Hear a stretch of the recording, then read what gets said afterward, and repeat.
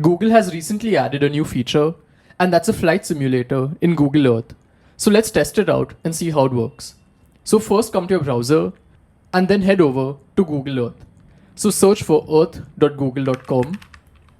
After that, you'll reach a page like this. Then click on Explore Earth, which is on the top right. And after that, you have to select the location where you'd want to fly and start the flight simulator. So you can type on the top left over here. Let's say I want to fly over Paris right now. I'll just type that in. I'll select it.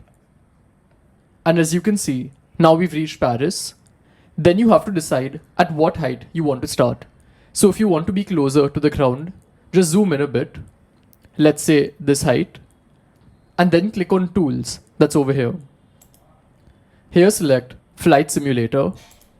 And as you can see, the simulator has started and we're flying over Paris. So honestly, it's a really basic simulator with not too many controls.